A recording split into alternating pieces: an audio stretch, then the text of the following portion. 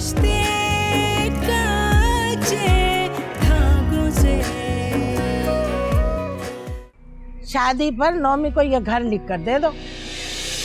अरे कल भी तो नौमी को देना ही है ना, तो अभी देने में क्या हर्ज है? अरे भाई अब्बू मुझे कुछ नहीं पता, अम्मी से पूछें आप। मैंने ना कुछ किया है ना मुझे पता है कुछ। रिश्ते कच्चे धागों से। रिश्ते कच्चे धागों से। नोमी, तुम्हारी गैरत और तुम्हारा ज़मीर सब कुछ कैसे गवाह कर लेता है? शर्म करो। माँ के पल्लू से बंधे बैठे बेशर्मी से, वो भी मजबूरी से फायदा उठाना। मैंने क्या किया है? आप मुझे क्यों बातें सुना रहे? ये अम्मी है जिन्होंने मामू और मामी से जहेज में उनका घर मांग लिया। मैंने मना किया उनको, लेकिन सुनी नहीं उन्होंने मेरी। खट्टू, काहिल, बेगैरत इंसान।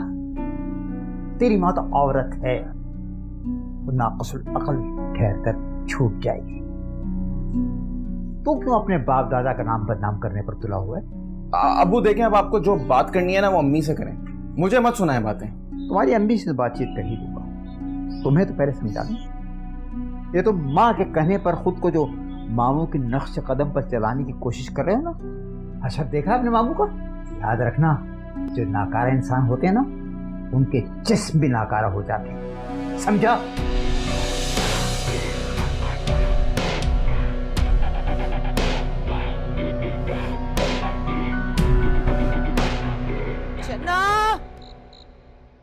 शन्नो, क्या मुसीबत है लड़की? तो फिर यहाँ इस साथ अकेली बैठी हुई है। चल उठ के खाना खा। नहीं खाना खाना मुझे, बोला है ना मैंने। क्या मसला है तेरे साथ? भाई अगर तबीयत ठीक नहीं है तो इसका मतलब ये थोड़ी कि तू खाना छोड़ दे। चल खाना खा, उठ। मैंने कहा ना कि मुझे नहीं खाना खाना। अगर मैं यहाँ बैठी हूँ थोड़ी देर अपनी मर्जी से सुकून से, तो मसला क्या है आखिर? क़यामत आ जाएगी कोई क्या? तो मेरी तरफ से मर जा, खाना खा या ना खा तेरी मर्जी। साफ कर दिया है लड़की ने। सबको अपनी अपनी पड़ी हुई है, मेरी तो किसी को फिक्र ही नहीं है। जिंदगी मेरी अजाब हुई है और बातें भी मैं ही सुन सकती हूँ।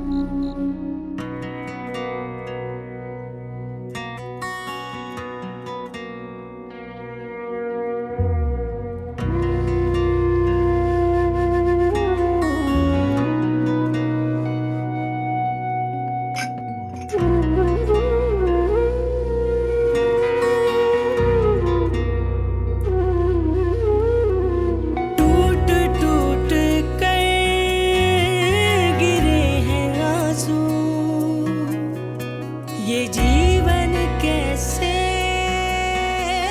सुलग रहा है, ये आते जाते रास्तों में हर रिश्ता कैसे बदल रहा है। चेहरा दिखाई देता है भूली बिसरी यादों से। रिश्ते कच्चे धागों से।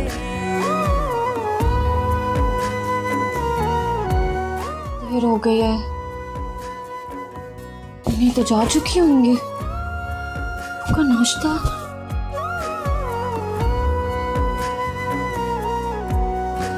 गमों की चादर में ऐसे लिपटे कि करवटें भी बदल न पाए, न नींद जागे न अब्बू जी नाश्ता। गमों की शब से निकल न पाए।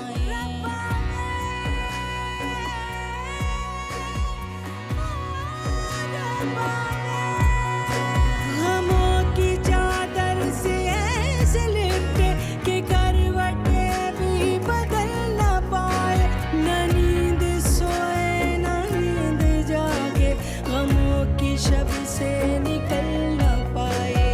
लम्हा लम्हा बना जख्म, रोज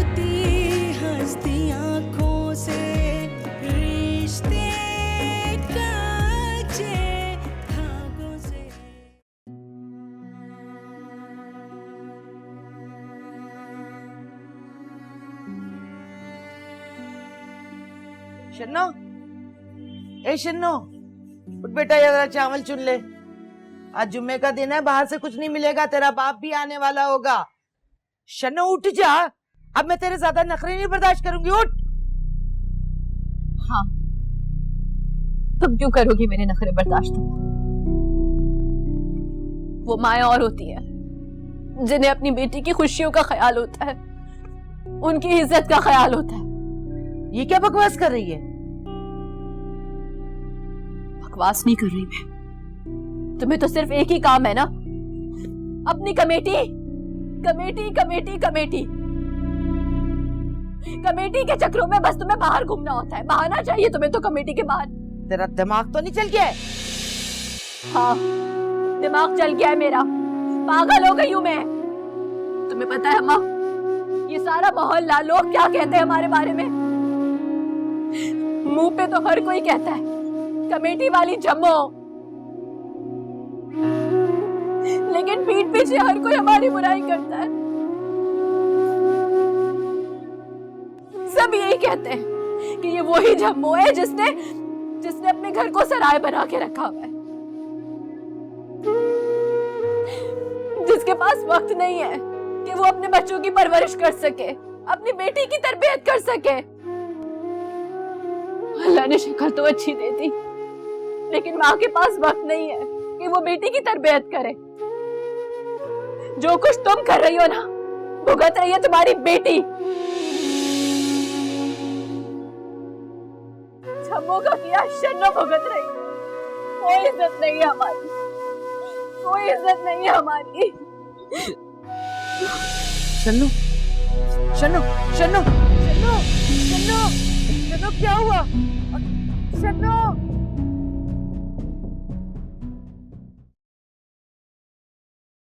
इनको बुखार कब से है? बुखार तो कई दिनों से है डॉक्टर साहब, लेकिन ये अस्पताल जा ही नहीं रही है।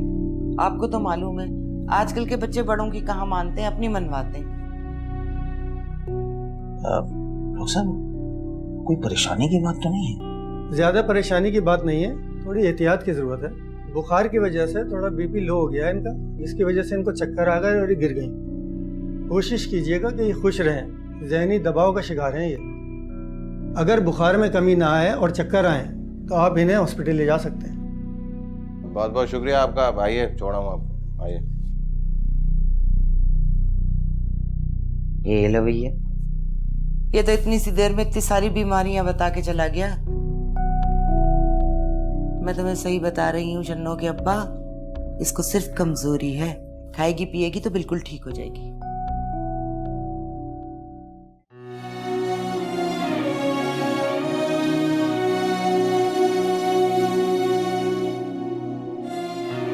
जाहिदा, क्या बात है, आज तुम क्लासरूम से बाहर नहीं आई?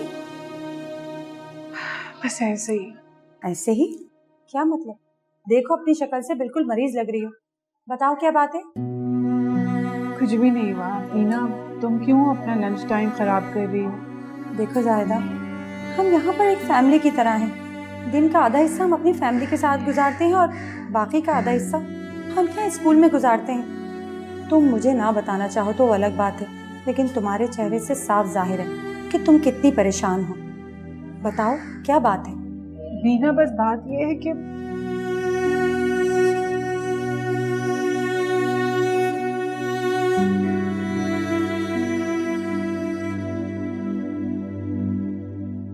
लेकिन अब मुझ में सब बर्दाश्त करने की ताकत नहीं है। सारी जिंदगी मेरे शौहर और उनकी आपा ने मुझे परेशान करके रखा। अब वो चाहते हैं कि मेरी बेटी भी सारी जिंदगी रो रो कर गुजार दे।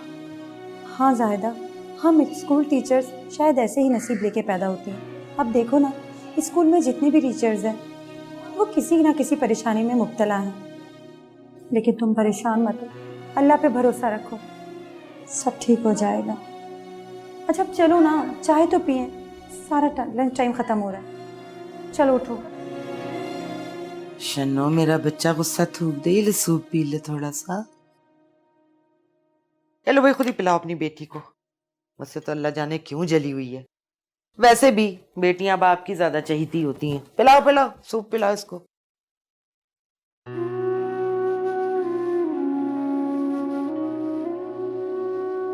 देखो मेरी बेटी, मैं जानता हूं तुम और अख्तर, तुम्हारा भाई, मुझे ज्यादा कुछ समझते नहीं है, पता है मुझे।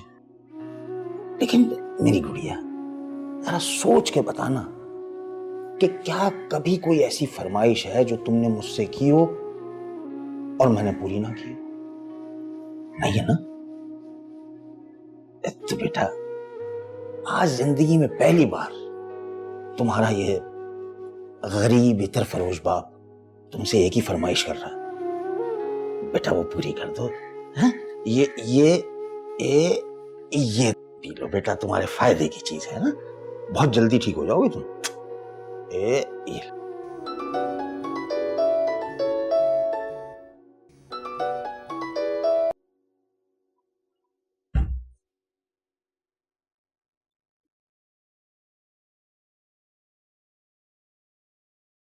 क्या बात है बेटा, तुमने अब्बू को खाना दे दिया लेकिन खुद नहीं खाया? अम्मी मुझे भूख नहीं है। कब तक इस तरह खून जलाती रहोगी बेटा? तुम्हारी परेशानियां मेरी फिक्र और पशेमानी को बढ़ा रही हैं।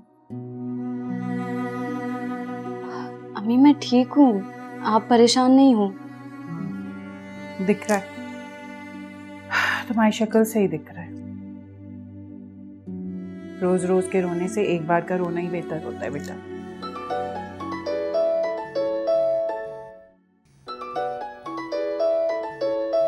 क्यों नहीं फोन उठा रही? किसका फोन है? नोमी। तो बेटा उठाओ ना फोन, क्या पता उसने कोई हल निकाला हो। जी जरूर किसी नई शर्त या नई डिमांड की सूरत में हल निकल आएगा।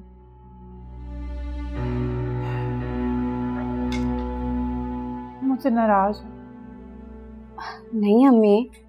मुझे ऐसा क्यों लगता है कि सबका कसूरवार तुम मुझे ठहराती हो। अम्मी इन सब में आपका क्या कसूर है? अच्छा अगर नहीं है ना तो फिर जाओ जल्दी से अच्छी से मुझे चाय पिलाओ बनाकर। अभी पिलाती हूँ।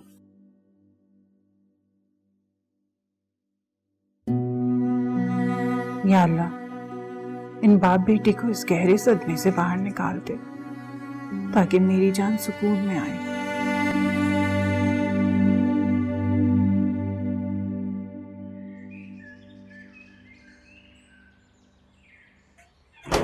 भाई वाह भैया, आज तो घर में कपड़े धुल रहे हैं।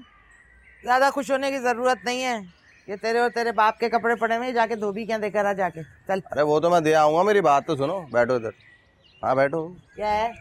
वो अम्मा, वो रशीद मिला था मुझे, अभी पूछ रहा था मुझसे कि दुकान लेने का इरादा है कि नहीं। हाँ तो बोल दे उससे, है लेने का इरादा। अरे तो ऐसे कैसे, बयाना मांग रहा है वो भी 2 दिन में। ये है, ऐसे कैसे बयाना दे दूं? पैसे दरख्तों पे लगते हैं या तेरा दादा विरासत में छोड़ के गया है? अरे अम्मा तो मैं क्या करूंगा, दुकान हाथ से निकल जाएगी। ये भाई ये भी खूब है, तुम दोनों बाप बेटे तो पैसे इस तरीके से मुझसे मांग रहे होते हो जैसे अकाउंट खोला हुआ है मेरे पास। अरे अम्मा खुदा का वास्ता कुछ कर दो। देखो मुझे दुकान पसंद है, मुझे यकीन है जब मैं उस पर करियाने की दुकान खोलूंगा ना तो यूं चलेगी। अच्छा ठीक है, उसको बोल 1 हफ्ता रुक जाए, मैं रकम का बंदोबस्त करती हूँ, वरना फिर जिसे दिल चाहे दे दे। अरे ऐसे कैसे दे दे? अच्छा ठीक है, मैं करता हूँ उससे बात, 1 हफ्ते के लिए मना लूंगा, मगर 1 हफ्ते में पैसे दे देना अम्मा। ये भी बात सुन, ऐसा ना हो कि दुकान इधर खरीदी हो, इधर तू मुझसे कह के सामान डलवाओ। तो और किसे कहूंगा? आई हाय, शन्नों के लिए सूप चढ़ा के रखा हुआ था चूल्हे के ऊपर, बह गया होगा अब तक तो बातों में। ये जवान लड़कियों को ना बीमार नहीं होना चाहिए, अल्लाह माफ करे। लो मियां अख्तर, दुकान के मालिक बनने वाले। अम्मा धोबी के पास जा रहा हूँ मैं, कपड़े दे के। ये लीजिए चाय। नोवी कहाँ है? बाहर गया है। बाहर ख्वारी करने इसका पेट नहीं भरता?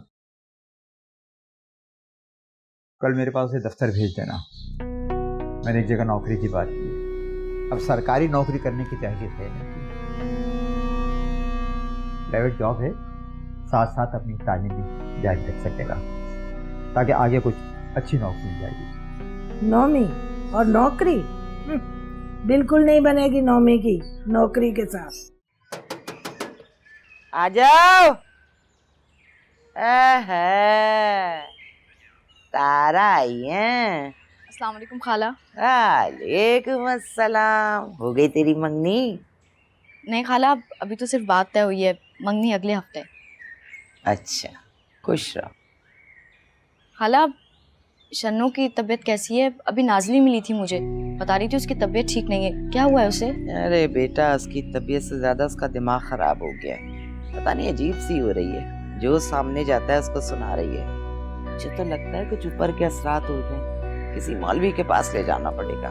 खाला, मेरी माने तो ये मौलवियों के चक्कर में ना पड़े, आप कोई मुनासिब रिश्ता देखकर उसकी शादी करवा दें।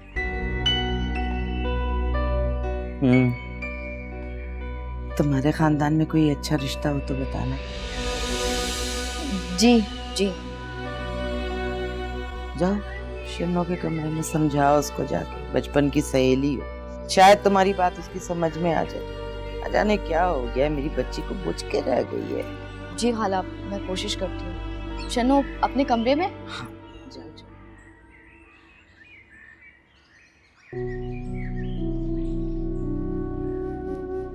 शन्नो, मुझे नींद नहीं आ रही, तुम छत पर आ जाओ, ढेर सारी बातें करेंगे।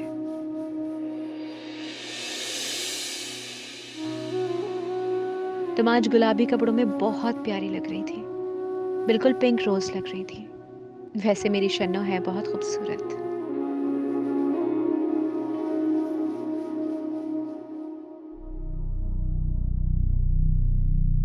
शन्नो,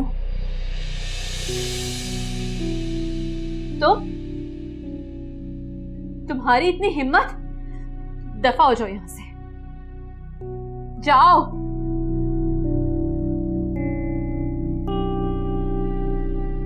तुम्हारी तबीयत कैसी है? हाथ मत लगाओ मुझे। क्यों आई हूं यहां पर? जाओ यहां से। मैं तुम्हें देखना तक नहीं चाहती। देखो शन्नो, तुम्हारा गुस्सा बिल्कुल जायज है, लेकिन प्लीज मेरी एक बार बात तो सुन लो। क्या सुनो? कुछ और कहना बाकी रह गया है? मुझे जलील करने में कोई कसर रह गई है तो बोलो। जाओ, खुदा के लिए जाओ, जाओ। शन्नो, मैं बकवास करने के लिए नहीं आई हूँ। नहीं सुननी मुझे तुम्हारी कोई भी बकवास। मुझे नाज़नीन ने बताया कि तुम्हारी तबीयत ठीक नहीं है, इसलिए मैं फौरन चली आई तुम्हें देखने के लिए।